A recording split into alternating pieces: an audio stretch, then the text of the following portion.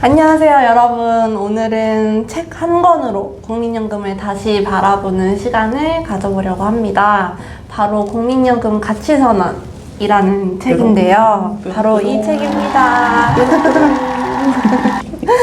제가 이 책을 굉장히 여러 번 읽었어요. 북콘서트를 할 때도 사회를 보기도 했었고, 그렇게 읽으면서 좀 다른 책과 달리 좀 여러 번 울컥하는 그런 대목들이 있기도 했고, 또 다시 연금 운동을 하는 희망을 얻었달까요? 그런 저에게는 정말 너무 소중한 책입니다. 이 책은 세 분의 저자분들께서 써주셨는데요. 그 세 분들 중에서 제갈현숙 박사님을 모셨습니다. 와. 안녕하세요. 네, 박사님 간단하게 소개 부탁드립니다. 네, 저는 사회복지 정책과 제도를 연구하는 연구자이고요. 박사학위를 하고 나서 정규직 일자리에서도 일을 해보고, 지금은 비정규직 노동자로 일하고 있고요. 우리 공적연금 강화 운동본부에서 정책위원으로 활동하고 있고, 국민연금의 공적 연금으로서의 성격을 좀 한국 사회에서 많이 알리기 위해서 노력하고 있는 여러 사람 중에 한 사람입니다. 오늘 이렇게 만나뵙게 돼서 너무 기쁩니다. 감사합니다. 정말 모시고 싶었던 분이기도 합니다. 아마 오늘 여러분들도 박사님 이야기를 들으시면 아마 국민연금에 대한 시각이 정말 완전히 바뀔 수 있다는 걸 경험하실 수 있을 거예요. 아까도 말씀드렸듯이 저는 이 책이 너무 좋아서 진짜 여러 번 읽었거든요. 그날도 확인하셨잖아요? 네. 몇 페이지에 뭐가 나오는지. 네. 근데 특히 책 제목이 굉장히 독특하다는 생각이 들었어요.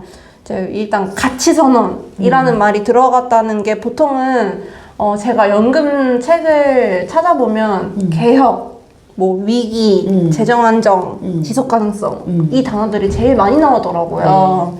그런데 국민연금에 대한 가치를 선언한다라는 이 책 제목이 굉장히 인상이 깊었는데 어떤 의미로 이 책 제목을 정하셨을까요?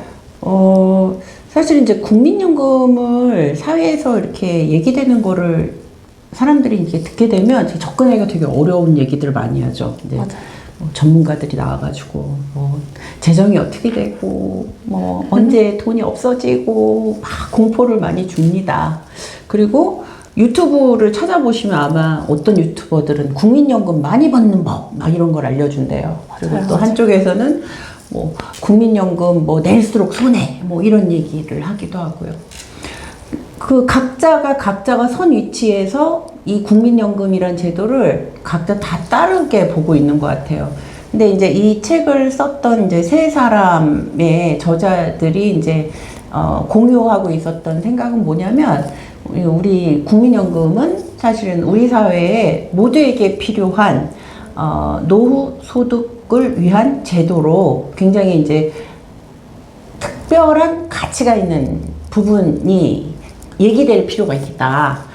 왜냐하면 이 국민연금 얘기만 하면 맨날 보험료 얘기하고 고갈 얘기하고 막 이렇게 너무 시장적으로, 우리가 일반적으로 얼마 냈는데 얼마 받고 이런 얘기만 하는데, 그게 아니라 원래 이 제도가 왜 우리 사회에 나타나서 그리고 5년에 한 번씩 우리들을 계속 이렇게 시끄럽게 만들고 있는지, 이러한 얘기들의 아주 근원에는 이 제도가 기본적으로 갖고 있는 특별한 가치가 있는데, 이 가치를 너무 우리 사회가 얘기하지 않고 있었던 것 같아서 일단은 가치선언 이 중심으로 얘기를 했고요. 그 가치는 바로 뭐냐면, 공존과 연대를 위해서 반드시 필요한 제도라는 점, 그것을 좀 많이 말씀드리고자 가치라는 그런 단어를 사용했던 것 같습니다. 벌써 저는 감동을 받은 것 같아요. 우리 유진님은 굉장히 우호적으로 얘기를 해주셔가지고.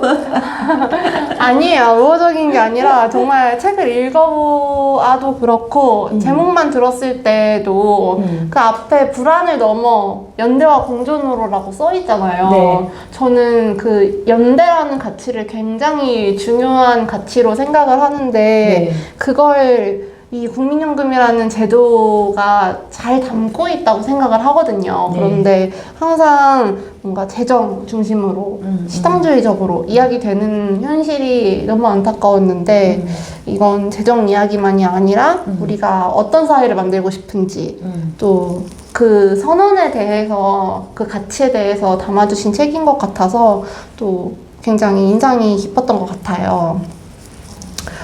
네, 그러면 혹시 뭐 책에 대해서 더 덧붙이실 말씀이 있으실까요?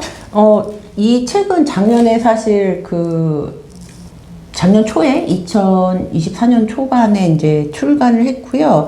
이 책을 출간하기 하는 과정에서 뭐 우리 사회에 계속 제5차 국민연금 재정 재계산이라는 게 그 전년도인 2023년도에 이제 발표를 합니다. 이 재정 재계산이라는 건 뭐냐면 국민연금은 굉장히 오랫동안 우리 사회가 유지되는 동안 함께 가야 될 제도이기 때문에 우리가 이제 2년에 한 번씩 건강검진 받듯이 국민연금도 건강검진을 5년에 한 번씩 받는 거다. 이렇게 생각하시면 되는데 이제 5년에 한 번씩 건강검진 받을 때 재정도 보고 제도도 보고 뭐 잘 작동되고 있는지 뭐 여러 가지 차원에서 진단을 하게 되는 거잖아요.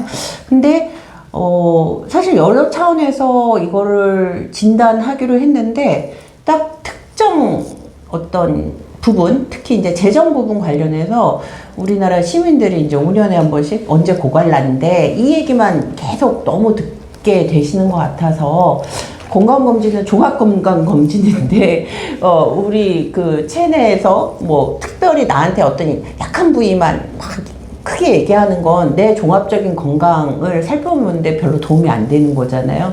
그래서 좀 이 제도를 종합적으로 볼 수 있게끔 하는데 뭐가 필요할까? 이 고민을 이제 저 말고도 함께 이 책을 준비해 주신 이은주 박사님, 그리고 이은주 선생님, 그리고 주은 선생님 이렇게 두 분이 저희가 이제 공통점이 셋 다 이제 여성 연구자고요. 이 여성 연구자도 사실 이제 저희들끼리 연대죠. 공부 연대, 공부 모임 이런 걸 하면서 좀 그런 것들을 중요한 주제들을 좀 추려서 한 책으로 엮어봤습니다. 만약에 이제 저 혼자 쓰게 되거나 아니면 우리 셋 중에 한 사람이 쓰게 되면 이게 이제 자칫 내가 너무 이렇게 주장하고 싶은 얘기로만 흐를 수도 있는데 세 사람이 계속 논의하고 세미나하는 과정 속에서 정리한 얘기이기 때문에 나름 저희들끼리는 좀 중심을 잡냐고 애를 썼던 책이다. 예. 그래서 그런 책 안에 담겨있는 메시지들이 굉장히 임팩트가 있고 다른 책들과 차별점을 가질 수 있는 것 같기도 해요. 사실 제가 가장 뭉클했던 문장은요. 국민연금은 우리를 연결하는 사회적 고리다. 네. 이 문장이었거든요. 네.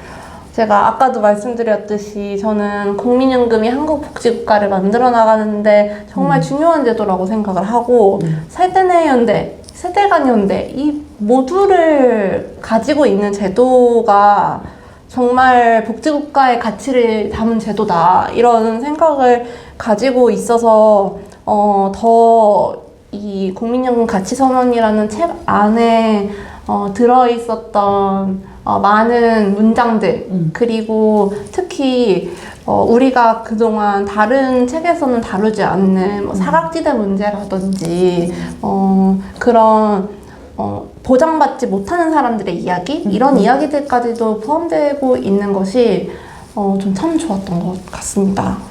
네, 좋은 부분들을 되게 이렇게 더 강조해서 말씀해 주시는 것 같아서 너무 감사드리고, 아까 이제 고리라고 이렇게 한 단어를 말씀해 주셨는데, 저희가 왜 국민연금이 이제 이 사회를 연결하는 고리라는 생각을 하게 됐냐면, 사실은 국민연금처럼 내 인생과 함께 쭉 가는 제도는 별로 없어요. 생각을 한번 해보세요. 맞아요. 우리가 이제 그 소득 활동을 하기 시작하면 18세 이상부터 현재까지는 이제 59세까지긴 하지만 이게 이제 초고령 사회로 가게 이제 됐잖아요. 저희가 작년 12월부터 이제 초고령 사회가 시작됐기 때문에 계속 이제 노령 나이는 막 올리려고 요즘 막 노력들을 하기 때문에 맞아요. 이게 더 아마 길어질 텐데 그럼 이제 뭐냐면 내가 경제활동을 하고 있는 기간 동안에는 경제활동을 마치신 분들을 위해서 내가 계속 기여하는 시간이 되는 거예요.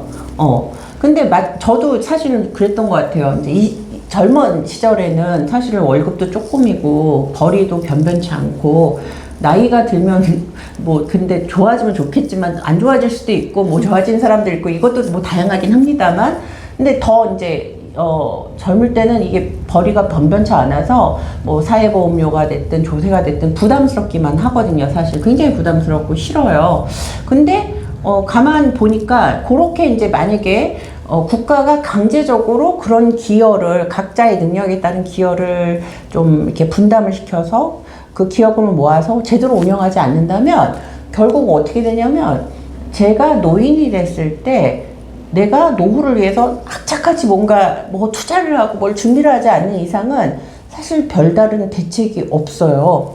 근데 우리가 이제 분담되는 보험료율은 다소 부담스러울 수도 있겠지만 그 생애 기간 동안 쭉 그렇게 가고 내가 이제 노인이 됐을 때 대신 그동안 내가 기여했던 것들에 대한 어떤 측면에서 이제 그 급여 권리가 형성이 되면서 소득에 대한 일정 부분의 보장을 나이 들어서 받는 거기 때문에 사실 이제 젊을 때는 이 제도의 어떤 필요성이나 이런 걸 못 느끼다가 이제 나이가 점점 들어가면 들어갈수록 이게 이제 자기 문제로 오기 시작하거든요. 많은 분들이. 그러면서 굉장히 소중하게 여기시고, 한 가지 이제 예를 들어드리면, 지금 이제 이미 수령받고 있는 어르신들 세대 같은 경우에, 국민연금이란 제도가 한국 사회에서 맨 처음 시작됐을 때 이런 제도를 경험한 적이 없잖아요. 그리고 이전에 이제 국가는 우리나라 국민들을 많이 속였어요. 독재 정권 때는 국민들을 많이 속였기 때문에 잘 국가하고 신뢰도 없었거든요. 근데 이제 어쨌든 국민연금 제도가 88년도에 시행됐고 5년 이후부터 이제 그 급여를 받으시는 분들이 조금 이제 생겨나고 현재는 상당히 많은 분들이 급여를 받고 있으신데 국민연금 제도 자체가 있는 것과 그러니까 받으시는 분과 안 받으시는 분들의 이 어떤 만족도가 굉장히 다르거든요.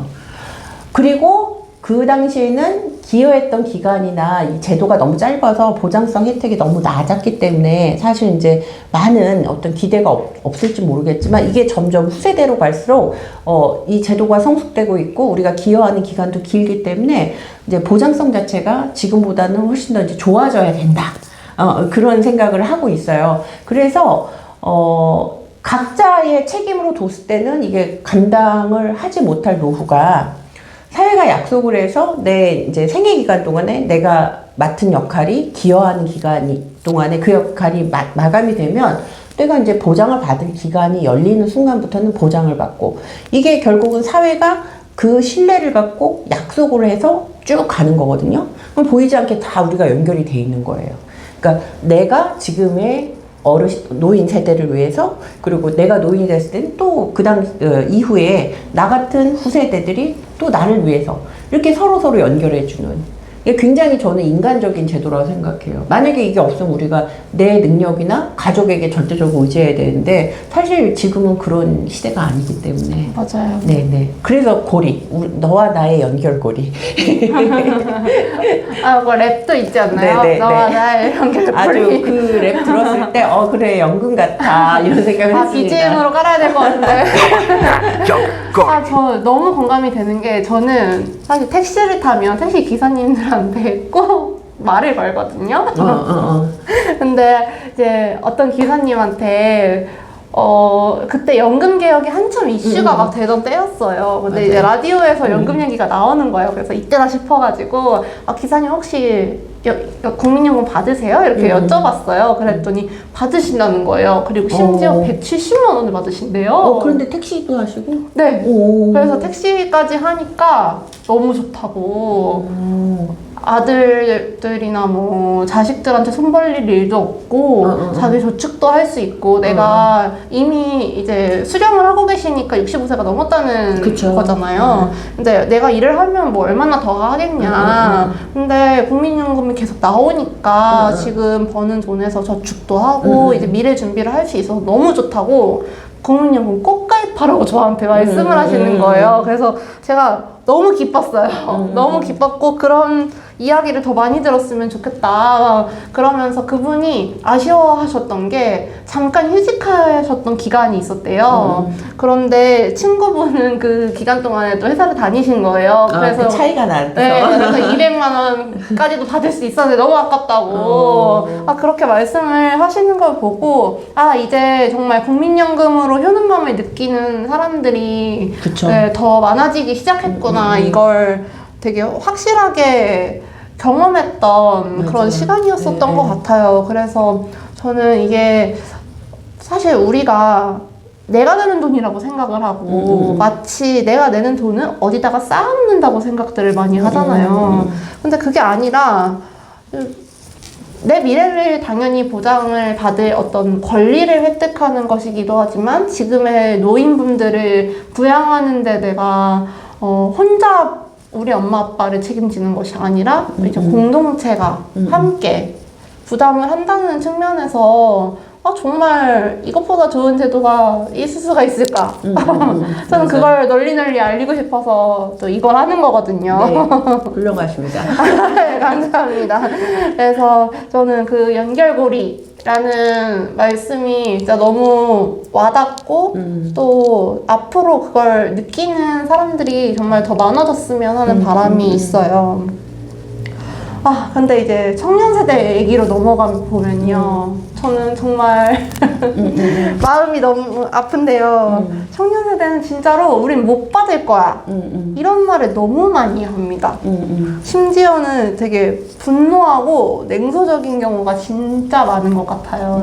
제가 연금 지킴이로 활동을 하고 있잖아요. 네. 그래서 제 앞에서 국민연금에 대해서 그렇게 얘기한다. 그러면 그 친구들은 집에 갈 때까지 국민연금이 얼마나 소중하고 좋은 제도인지 들어야만 해요. 그래서 제 앞에서는 그 얘기를 잘 안 하기도 하고, 또 어떤 친구들은 이제 회사에 입사를 했는데 사대보험을 안 받는 대신에 사업자로 해서 3.3. 네.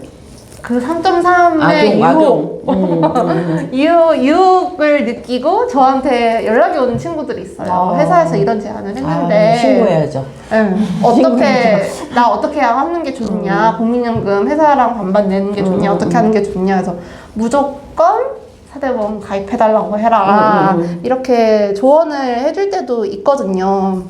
네, 그래서 그런지 몰라도 제 주변에는 이제 못 받는다고 생각하는 청년들은 또 적기는 한데 또 새로 만나는 사람들이 있잖아요. 특히 사회정책을 하지 않고 뭐 예술계에 종사한다거나 뭐 이제 수많은 영역에 다양한 직원들이 있으니까. 그쵸. 제가 또 많이 돌아다니니까요. 네. 지킴이니까. 네, 많이 돌아다니니까요. 많은 사람들을 만나는데 그냥 못 받는다 소리부터 하더라고요. 우리 거 못 받잖아. 못 받잖아. 그럼 제가 무조건 받는다. 나라가 망하지 않는 받는다. 나라가 망할 수도 있대요. 그래서 나라가 망해도 받는다. 그리스도 받고 다 받는다. 그렇게 이야기를 해도 좀 못 믿어 하는 친구들이 꽤 많이 있는 것 같아요. 네. 이런 청년들에게 도대체 어떻게 설명을 해줘야 할지. 뭐 작년 올해 연금개혁 과정 내내 사실 되게 가장 큰 주제 중에 하나였는데 이거는 사실 국가가 굉장히 잘못해오고 있는 거죠. 맞아요. 그러니까 이 청년들한테 사실은 이제 그 사회보험하는 국가들은 중고등학교 교과 과정에서 정확하게 사회보험에 내가 가입자로서 의무뿐만 아니라 권리가 뭔지도 같이 배워요. 네. 연대가 뭔지도 배우고요. 실질적으로. 근데 우리는 사실 이제 실질적인 그런 그 교육 과정에 그런 게 제대로 담겨 있지 않고, 대학 가서도 사실 이런 부분과 관련된 논의가 뭐 교양 수업이나 이런 걸 통해서 뭐 진행되는 것도 굉장히 적고. 근데 생각을 해보시면 우리가 매달 내가 노동자가 되든 지역가입자가 되든 매달 내 소득의 일정 정도를 사회보험료, 건강보험, 장기요양보험, 그리고 국민연금, 실업급여 요거는 떼어서 나가는 부분이거든요. 근데 이거의 메커니즘을 우리의 권리와 의무만 알지 권리를 모르고 있는 거죠. 어떻게 보면. 이거는 이렇게 된 데는 가장 큰 거는 이제 국가가 사실은 제도를 운영하는 데 있어서 시민들의 보험료를 떼어가는 것만 관심을 두고 제도를 잘 안정적으로 유지하고 이 제도를 통해서 잘 보장해주게 하는 부분과 관련해서는 사실 국가 무관심한 거죠. 그렇다 보니까 끊임없이 이제 그 재정 관련된 불안 요소를 반복적으로 얘기를 하니 요즘에 이제 플러스로 저희 때랑 달라진 요즘에 가장 큰 변화는 뭐냐면 초고령 사회인데 이 초고령 사회의 핵심 원인이 초저출생 때문이잖아요. 그렇죠. 그럼 지금 청년기에 2030 세대가 사실은 제 나이 이후 60대가 될 경우에 2060년, 70년대 가면 즉 2070년대에 이르러서 현재 저출생 현상이 바뀌지 않는 이상 65세 이상 인구가 더 많아지게 돼요.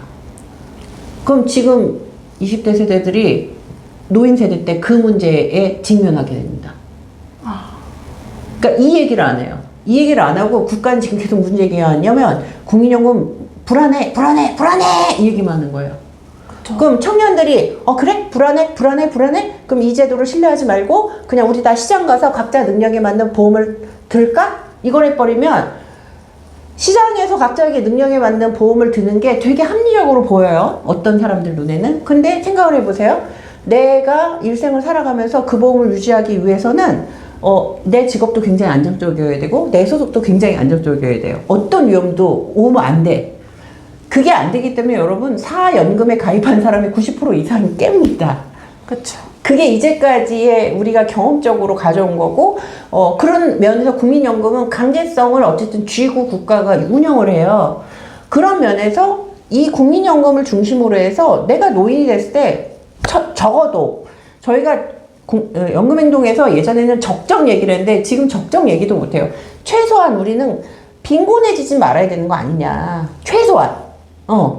지금 저희가 이제 그 정도 얘기를 하는데 그걸 위해서 사실 국가가 여력을 붓고 안정화를 시켜야 되는데 자꾸 청년들한테 불안하지? 불안을 조장한다.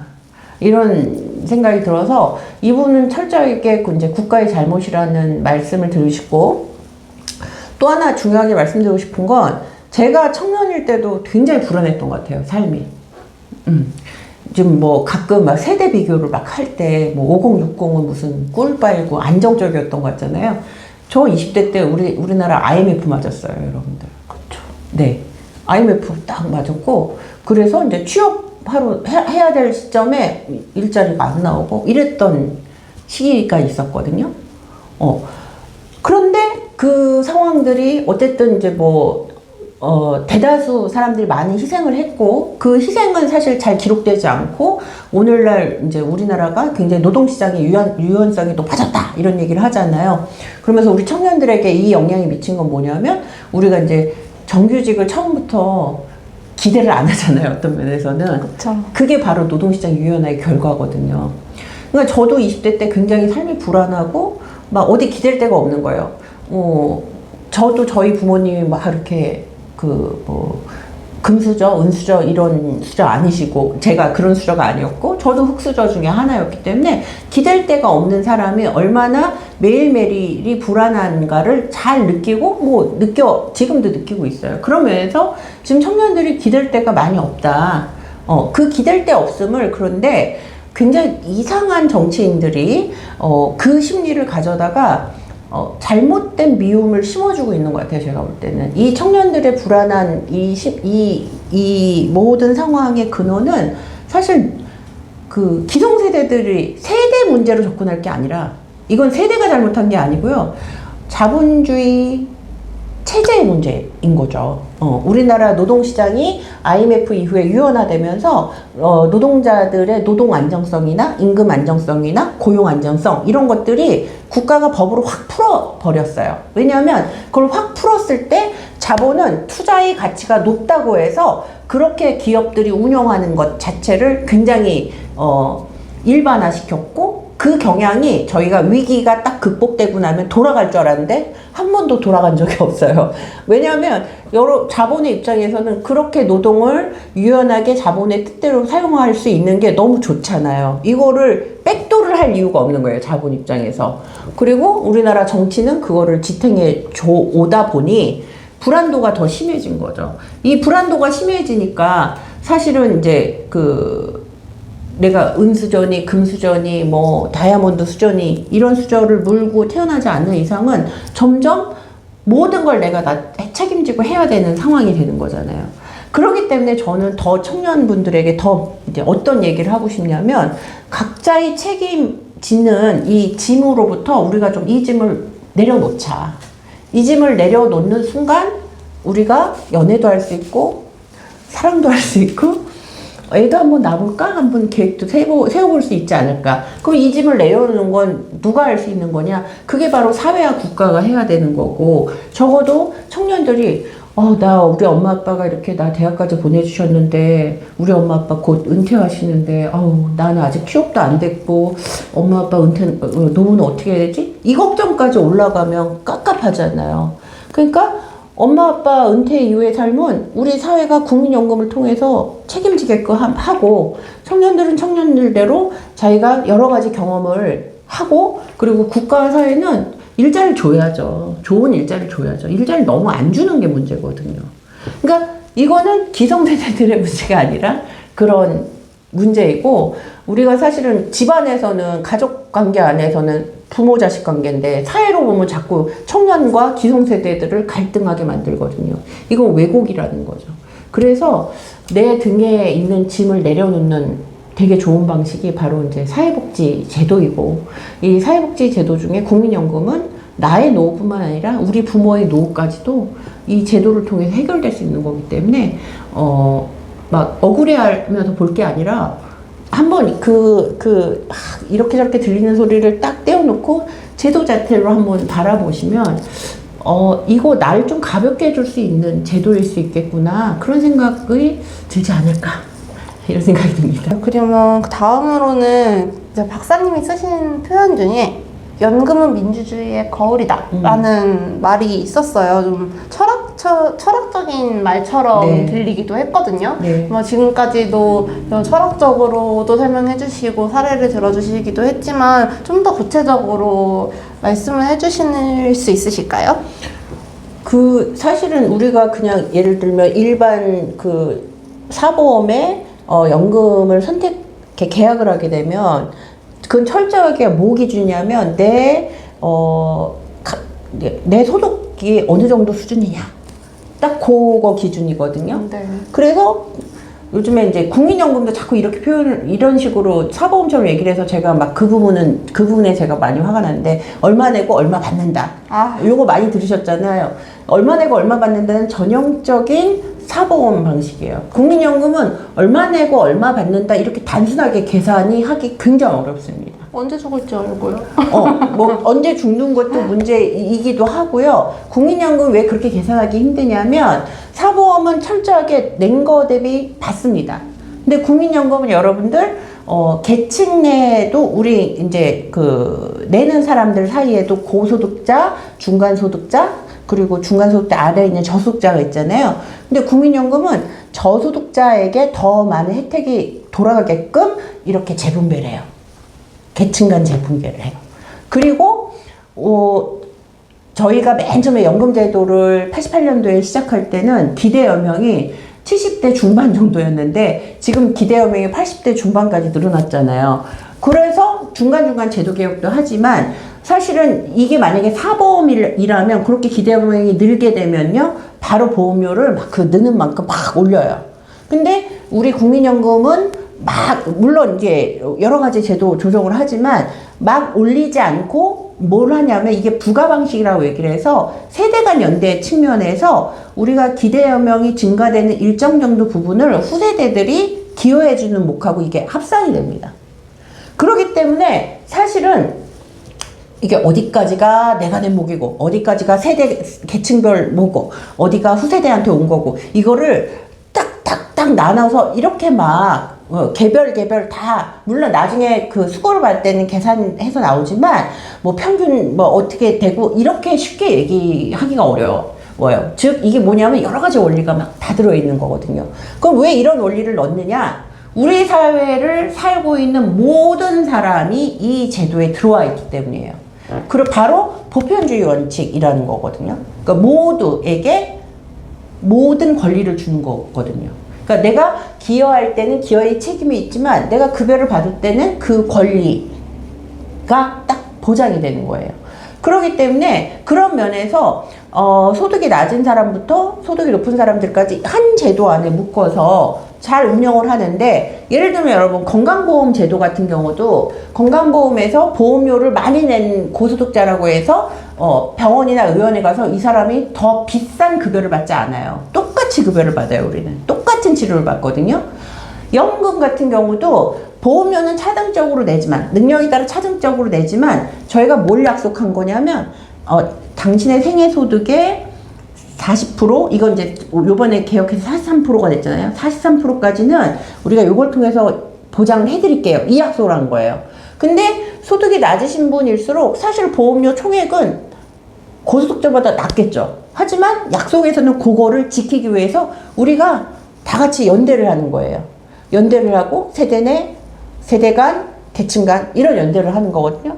그런 의미에서 더 많이 기여한 사람에게 더 큰 어떤 몫을 주고 권리를 주는 것이 아니라, 이 제도가 민주적이라는 얘기는 바로 그런 의미에서 모두 다 같은 의무와 같은 권리를 갖고, 또 중요한 건 뭐냐면 제도 안에서의 설계도 물론 그렇지만 이제 이 제도가 바뀌어져 나가는 상황이, 저희가 이제 작년 초에 그 연금개혁을 위해서 공론화위원회라는 거를 운영을 했는데, 공론화위원회의 결과에 이제 우리는 좀 상처를 받았잖아요. 그렇죠. 국민연금 개혁 사상 최초로 이제 시민대표단 500분을 무작위로 이제 모셔가지고 시민대표단 분들께서 굉장히 2달 동안 열심히 수기 과정을 거쳤어요. 이 수기 과정이 뭐냐면 학습도 하셨고요. 집에서 학습도 하시고, 그리고 강의도 들으시고, 토론도 하시고, 그리고 각 주제에 대해서 각각의 의제에 대해서 그 두 진영이 있었어요. 한쪽은 소득 보장이 더 중요하다. 한쪽은 재정이 더 중요하다. 이 큰 두 주장에 대해서 똑같은 질문에 대해서 똑같은 시간, 똑같은 포맷으로 딱딱딱 이 시민수기단들이 듣고 판단하는 그런 시간을 거쳐서 시민수기단께서 무슨 결정을 하셨냐면, 우리나라가 현재 노인빈곤율이 심각한 거 인정. 근데 노인빈곤율을 국민연금을 통해서 아직 해소하지 못하는 심각한 상황이라는 거 인정. 그러면 지금 국민연금 제도를 노인 빈곤율은 그래도 해소할 수 있는 어떤 기능까지 올리기 위해서는 소득 대체율을 올려야 되는 필요성 인정.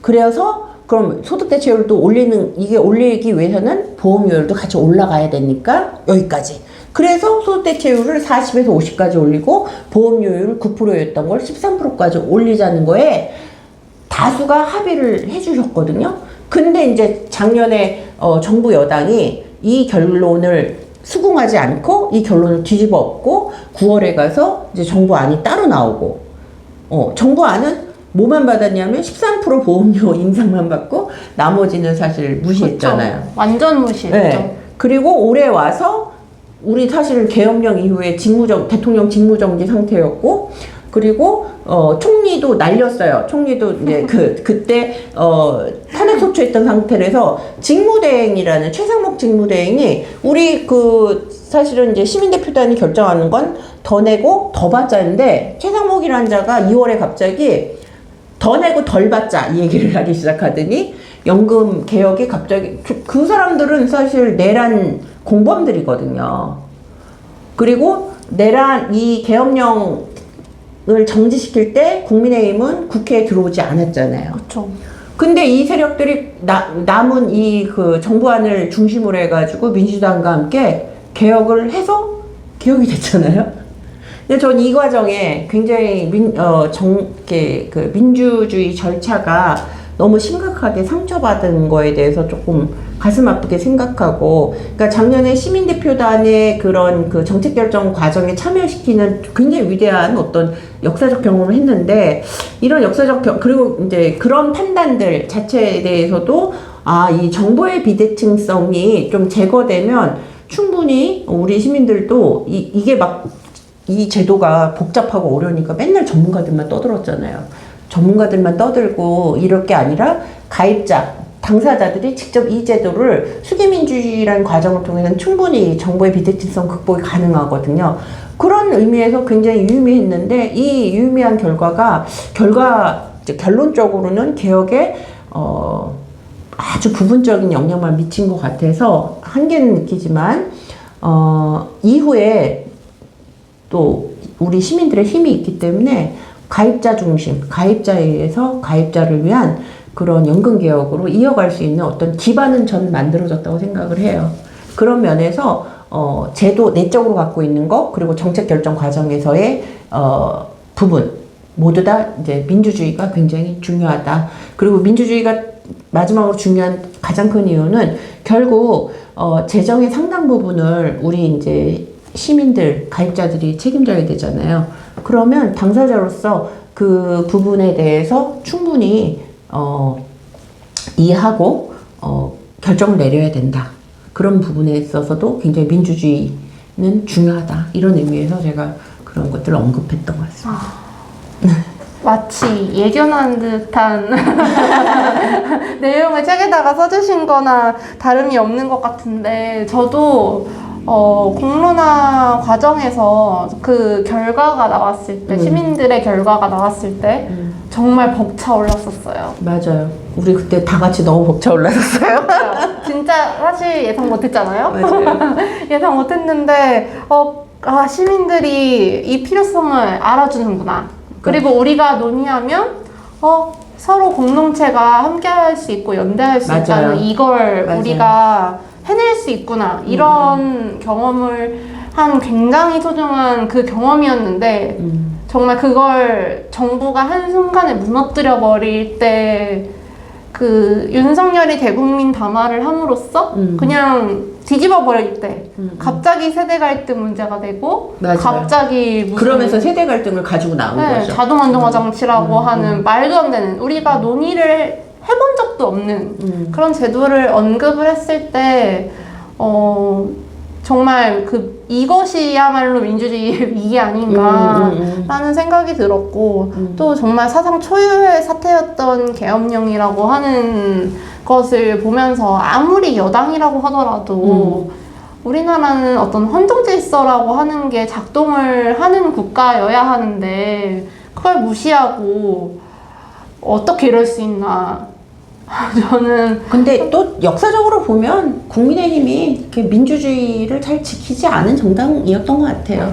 근데 저희가 이제 그런 거를 민주화 이후에 87년 민주화 이후에 한국 사회가 되게 많이 성장했다고 생각을 했고 경제적으로 발전해서 그렇다라고 판단하지만 실제로 87년 딱 그렇게 직선제하고 그 당시 헌법 바꾼 수준에서 얼마만큼 질적으로 성장했냐의 측면에서는 사실은 이제 이번 기회를 통해서 우리가 다시 한번 보는 거죠. 우리가 이런 부분 많이 발전 못 시켰구나. 그리고 이제 안타까운 건 이제 보수당이 굉장히 퇴행하고 있는 이런 여러 가지 지점이 그들만 퇴행하면 되는데 그들의 퇴행으로 우리 삶을 너무 이제 힘들게 만드는 부분이 있어서 그런 부분은 참 뭐랄까요? 그냥 뭐 선거를 통해서 뭐 할 수 있는 부분도 있고 일상에서 저는 사실 이제 우리가 노동자로서 시민으로서 우리의 민주주의나 우리의 권리를 각자의 생활 공간에서 지켜내 가는 거 굉장히 중요하다고 생각해요.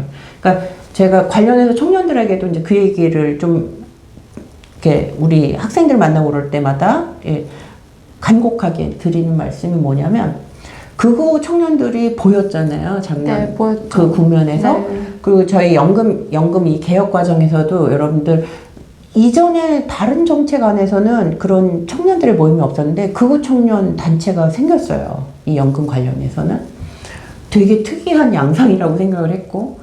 그런데 그 사람들은 그렇게 조직이 돼서 움직이는데 공적연금에 대한 가치를 공감하고 자기 일상에서 노동하고 있는 청년들은 그렇게 할 수가 없잖아요. 일하러 가야 되고 학교 가야 되고 그러니까 이 극우 청년들의 목소리만 언론에 계속 특별되고 이 사람들이 조금 떠든 걸 갖고 마치 전체 청년인 얘기인 것처럼 막 돼버리잖아요. 그래서 이제 무슨 얘기를 하냐면 우리 청년들의 목소리를 그들에게 뺏기지 않았으면 좋겠다는 얘기를 제가 합니다. 우리 SNS도 많이 하시고 그러잖아요. 그러니까 뭐 크게 어떤 뭐 굳이 뭐 집회나 시위가 아니더라도 SNS 상에도 여러분들의 의견들을 내올 수 있다는 거죠. 우리 연금 우리가 지키는 뭐 그 해시태그로 할 수 있는 게 전 많다고 생각을 해서 그런 소수 집단의 의견이 특정 그 세대에 대표되는 의견이냐 그게 그냥 둬버리면 안 된다.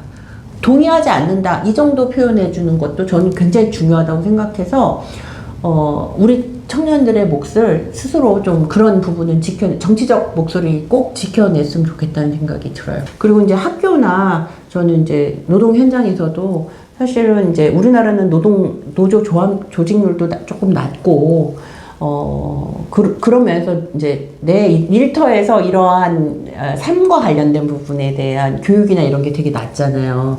직업 교육은 많이 하는데 노동자로서 가져야 될 권리 교육은 맞아요. 너무 없잖아요. 그래서 우리가 뭐 시민으로서 노동자로서 내가 당연히 알아야 되고 당연히 향유해야 될 권리들을 그냥 각각의 어떤 영역에서 또 어떻게 보강해 갈 것이냐 이런 것도 되게 중요한 거라고 생각을 합니다. 그래야 우리가 우리를 위한 세상을 지켜낼 수 있다. 안 그러면 정말 변하지 않는 자기들끼리 잘 먹고 잘 살려고 하는 이 수구 세력들에 의해서 우리 삶이 막 정말 망쳐질 수 있거든요. 그래서 잘 지켜가야 됩니다, 여러분. 오늘 이야기를 들으면서 단순히 고갈될까봐 걱정되는 제도가 아니라 우리가 함께 어떤 미래를 만들어갈 것인가 이걸 고민하는 제도라는 걸 다시 생각하게 된 것 같아요. 그리고 이제 좀 마무리 단계로 가면서 사실 저는 에필로그가 정말 인상 깊었거든요. 네. 인생을 살아낸 노인에게 연대와 존경이 머무는 공동체가 되길. 정말 찡했어요. 네. 제가 사실 어느 방송에서 지금까지 우리나라가 발전하는 데 있어서 어르신들의 희생과 노력이 있었기 때문에 우리가 그 수혜를 누리고 있는 것이 아니냐 뭐 그렇게 이야기를 한 적이 있거든요. 근데 뭐 제가 막 어르신들에게 막 엄청난 공을 다 드려야 돼 막 이런 엄청난 의지를 가지고 뭐 한 이야기가 아니라 그냥 사실이잖아요. 그 산업화와 민주화를 이뤄낸 그 역분들이시고 그리고 그 가운데 우리나라 사회보장제도가 충분히 발전하지 못했을 때를 겪어내신 분들이 지금의 노인분들이시고 그래서 그런 이야기를 했었는데 한 어르신께서 제 핸드폰 번호를 어떻게 알게 되셔가지고 전화로 그렇게 이야기해줘서 고맙다고 하신 일이 있었어요. 저는 그때 되게 당연한 이야기를 한 건데 이렇게 반응을 해주시니 마음이 아프기도 하고 뭉클하기도 하고 굉장히 다양한 감정이 들더라고요. 그래서 우리가 앞으로 연금제도를 어떻게 만들어갈지 결정을 하는 것이 정말 박사님께서 말씀해주신 대로 민주적이어야 하고 잘못된 정보를 퍼나르는 그런 정치인들, 정부, 언론 모두 다 책임감을 좀 더 가져야죠. 네, 가져야 된다고 생각을 하고 있고요. 그리고 그렇게 이제 극우 성향을 보이는 단체들에 맞서서 저희도 좀 더 힘을 내야 되지 않을까.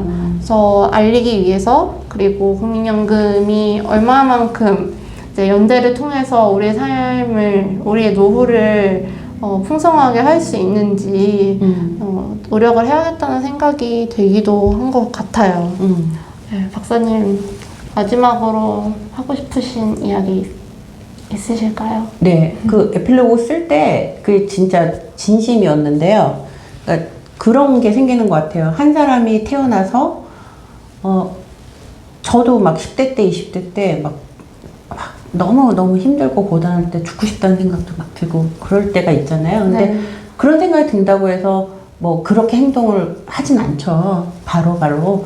근데 막 그걸 또 참아내고 그러면서 일정 정도 시간을 이제 보내면서 저도 이제 지금 이 나이까지 왔고. 근데 이제 50이 넘으면서 이렇게 사람을 볼 때 뭐가 느껴지냐면 되게 짠한 게 느껴져요. 아, 이분이 참 애쓰면서 사셨겠구나. 저 위치까지 가시냐고. 아, 저 나이까지 가시면서 얼마나 많은 걸 겪었을까. 그러니까 그게 안 보이던 게 그런 게 보이는 것 같아요. 근데 내가 왜 그런 게 느낄까? 그러니까 내가 살아온 50의 인생도 사실은, 그런 고비가 있었을 거 아니에요? 그러니까 누군가를 보면서 우리가 서로가 서로에게 그런 마음을 이제 조금씩 갖게 되는 것 같아요. 사람이 한 사회에서 태어나서 이렇게 쭉 살아가는 그 여정에 참 많은 걸 겪어요. 어쩔 때는 지지받지 못하기도 하고, 혼자만 있을 수도 있고. 근데 쭉 그렇게 살아온 인생의 이제 말미에, 사실 우리가 노년기라고 얘기하는 한국 사회에서의 노년기는 아시겠지만 굉장히 그 경제 권력도 빼앗기고요. 정치 권력도 빼앗기고, 그리고 굉장히 이제 외롭고 이런 시기를 맞으셔요. 근데 우리가 생명은 다 존엄하다는 얘기 하잖아요. 아이의 생명도 존엄하고 노인의 생명도 존엄하고. 저는 모두의 생명은 존엄하다고 생각하기 때문에 적어도 우리 사회가 지금 이제 노인 빈곤율도 높고 노인 자살률도 가장 높습니다. 우리 시대 중에. 근데 경제적 이유로 사실 그 생애까지 잘 살아내신 분들이 노인이 돼서 경제적 이유로 자살을 하는 일은 안 만들어야 되지 않을까. 적어도. 없어야죠. 적어도 그 이유 때문에. 그거는 우리가 근데 우리나라가 무슨 돈이 없는 나라가 아니잖아요. 그렇죠. 돈이 있어요. 할 수 있다고요. 충분히 할 수 있는 나라입니다. 그래서 저는 그런 이유로 존엄한 자기 삶을 끝까지 지켜내는데 연금이 어떤 역할을 해주길 간절히 바라고, 그것은 지금 어린 사람부터 나이 드신 분 모두의 생애에 거쳐서 전 너무 필요한 기본 뭐랄까요, 뒷배 뭐 이런 걸로 좀 있어줬으면 좋겠다라는 생각이 들어서 외롭지 않게, 모든 사람들이 너무 외롭지 않게 좀 기댈 수 있는 어떤 그런 사회제도는 사실 그런 거라고 생각을 해요. 그러니까 사회제도가 그렇게 작동할 수 있게끔, 우리 이제 청년 세대, 그리고 저 같은 이제 뭐 기성세대, 뭐 장년세대, 그런 걸 지켜내주는 거. 그러니까 막 이 재정만 얘기하신 분들은 뭐 빚을 남기지 말아야 되고 막 이런 얘기 하시는데, 저는 좋은 풍토와 좋은 제도를 남겨주는 게, 미래 세대에게 해줄 수 있는 우리 세대의 최고의 노력이라고 생각해요. 네. 너무 공감합니다. 네. 그래서 그렇게 가는 길에 뭐 마지막 당부는 청년 세대 분들께서 너무 이렇게 왜 자꾸 우리한테 무슨 책임을 지우려고 해? 라는 시선이 아니라 자꾸 왜 사회적인 걸 만들자고 하지?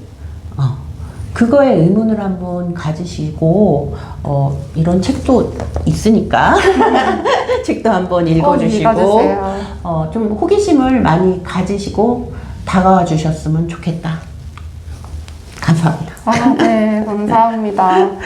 너무 공감이 많이 돼서, 이제, 한 사회에, 저는 한 사회가 얼마나, 발전된 사회인지, 얼마나, 좋은 사회인지를 보는 거울은 그 사회에서 가장 약한 사람이 어떤 삶을 살아가는지를 보면 보인다고 생각을 하거든요.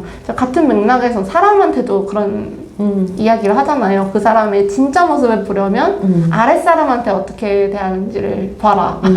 뭐 이런 이야기들을 하곤 하는데, 참 우리나라의 경우에는 정말 노인분들이 특히나 더 어려움에 많이 봉착해 계신 분들이 많은 것 같고, 정말 그 폐지 줍는 노인이라고 하는 그 말이 거의 어떤 상용어처럼 되어버린 현실이 굉장히 안타깝기도 한 것 같아요.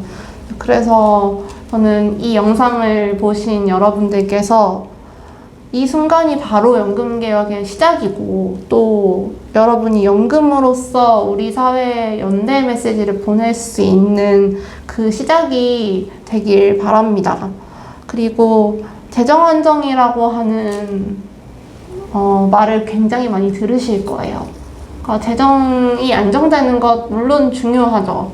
하지만 저는 그것이 존엄한 노후를 보장하는 것보다 더 중요하다고 말을 할 수 있을지 저는 의문을 품고 있고, 재정 안정이라는 이름 하에 각자 도생의 길로 가는 사회를 미래 세대에게 물려주는 것이 현 세대의 책임이라고 할 수 있을지 그 또한 우리가 고민을 해봐야 되는 지점이라고 생각을 합니다.